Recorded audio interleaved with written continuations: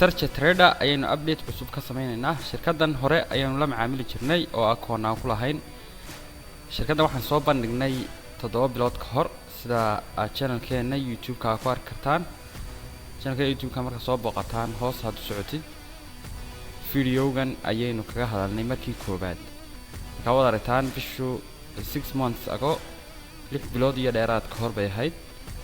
hadda daawan kartaa 6 bilood iyo dheeraad baynu kaga hadalnay laba muuqaal baynu kaga hadalnay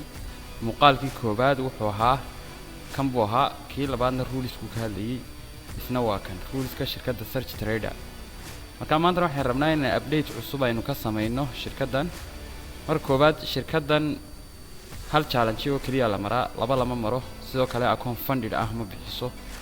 oo yacni adigoo hal step maray ayuun baad account funded qaadan kartaa laakiin account instant iyo marka koobaad ba funded ah oo sida shirkadda Fund Your FX oo kala ah marka koobaad kuma siinayso halka step la maraa halka step marka gudubtid ayaa account funded ah aad heli doontaa koonkuna wuxuu ku xiran yahay account ka qaadato faa'iidada aad la baxaysid waxay noqonaysaa ama share profit kaagu wuxuu noqonayaa 75% halka shirkaddan funded account ka bixisa Fund Your FX ay maalmahan ka hadlaynaa iyadu bixiso 50% tan waa 75% kaadin hoos u eegno kale halkan bay shuruudaha iyo wax oo dhan ay ku qoran yihiin akoonada ay bixiyaan waa intan oo 6 akoon waa akoon aad u waaweyn 25 buu ka bilaabmaya ilaa iyo 1 milyan waxaan wada akhriyi kartaa waxaan ku qorqoran oo dhan profit share ka waa la kordhiyaa marka koobaad laakiin waxaad qaadaysaa 75 hal step la maraa marka halkii step waa kan profit target laga rabo 10% baa laga rabaa salaana akoonka 25 ka waxa laga rabaa 2500 si aad isaga ilaalisid daily loss-ka waxa lagaaga dhigay 4% ka 4% iska ilaalinaysa sidoo kale maximum loss ayuu leeyahay oo ah 5% qiimaha lagu gadan karo waa kan 250 ka way kala duwan yihiin waxana akoonka kala duwan akoonka milyanka ah oo kala deen aragno akoonkan waxa lagu qaataa group lagu qaataa ama dad iskaranaya ama shirkad oo kale oo aan la shaqeynay qaar badanna ka akoon faa'iido badan soo saari kara 75% up to 90% waa profit share ka qaadanaysa profit target ka laga rabo waa 10% ka dhaw akoon funded hadii lagu siyaado 10% ku dartid waxa soo baxaysa qolkun waana akoonkuna waa akoon weyn waxa weeye akoon 1 milyan ah marka daily loss waa 4% maximum loss kuna waxa weeye 5% fee ka laga rabo 6500 ka groups baa lagu qaadaa sidoo kale sida 6 qof oo kale hadhow marka 10% oo kale faa'iido ku dartaan sabab qolka ku kala qaybsataan ayaa marka koobaad la kala qaybsadaa fee-ga koobaad marka waan ka caawinaa groupkaas oo kale macallin professional ah oo mentorship sameeya gaar la shaqeeya ayaan ku darnaa oo la shaqeeya oo group gaar isugu geeya oo u soo dira tradeska subaxii soo kale wixii ayagu soo diraana ka tijaabiya kayo go'aan kaliya ku wada socda ayay wada galaan suuqii ka macalinkaas ku darnaa groupka ama haddii hal qof yahay oo kala gadan karana idan dhima laha macalinka un baa la shaqeynaya hoos hadaynu socono waa tan profit target ku waxa weeye 75 which can be increased to 90% kaasoo la kordhin karo ama la kordhinayo ilaa 90% markaan hoos u yar socono waxaanu galeynaa meel halkan marka halkan way ku soo koobeen no time limit waa ugu soo qoray tusaalahan dad akoonka oo kale kii koobaad aad ka gudbi kari weydid oo kale ama aad ka haysatid waqti ku xadidan ma jiro 5 bilood baad ka gudbi kartaa akoonka iminka 1 milyan ka inta doonta ka gudbi kartaa saas ay gubin simple rules uu leeyahay oo halkan aynu arki doonaa one time investment in yourself marka one time fee iyo kale weeyaan hal fee baad bixinaysaa kadibna akoonkii baad saa ku shaqeynaysaa hoos hadaynu socono ama aynu kor u baxno aynu ruleska fiirino halkan ay ku qoran tahay faaq oo su'aalaha soo laabtay la yiraahdaa click hadaynu siino page-deenu inuu keenaya marka hadaynu akoon kala dooran karnaa ka trading rules hadaan click siino halkan inuu keenaya marka waxaad iska ilaalinaysaa rules kula bay kala qaybsamaan hard breach rules iyo soft breach rules marka hard breach rules maxaa laga wadaa waxa weeye rules ka hadii aad jabisid akoonkaagu saa kaaga xidhmayo aan lagu siin doonin wax fursad ah laakiin soft breach rules iyaga kuwa loo yaqaano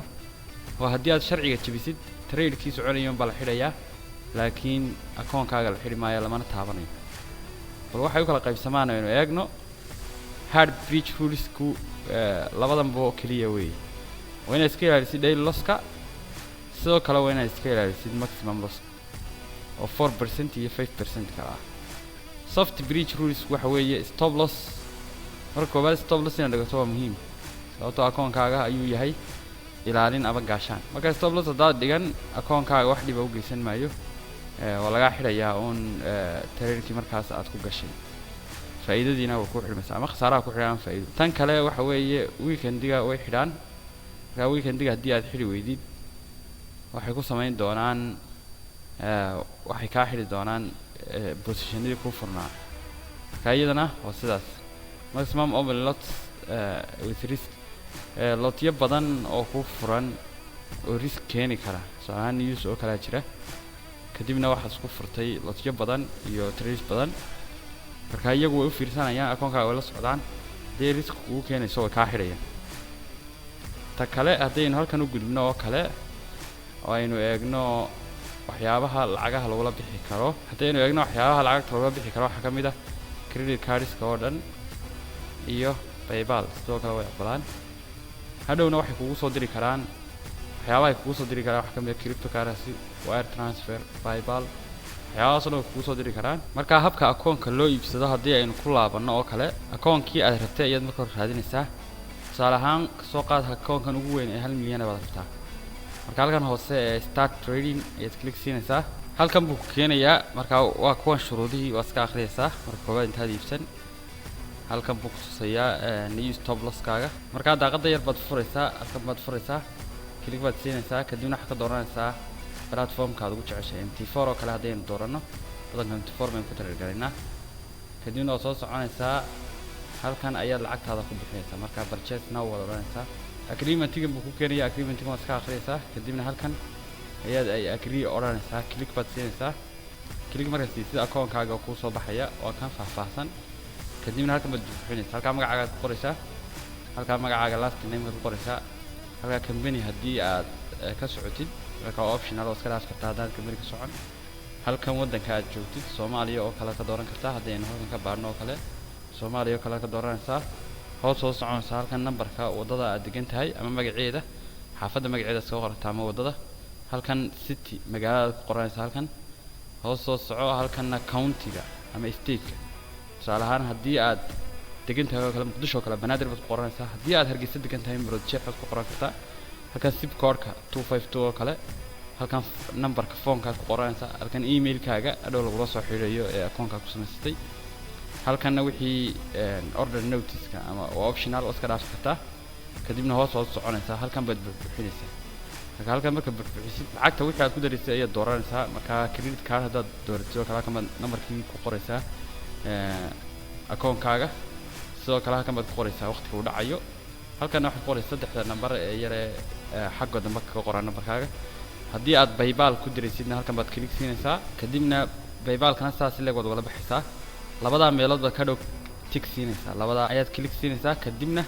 saasaad ku iibsanaysaa akoonkaaga marka qofkii raba in la caawiyana wala soo xiriiri karaa insha Allah waana caawin doonaa intaas ku soo gaweynaa. Wassalaamu calaykum.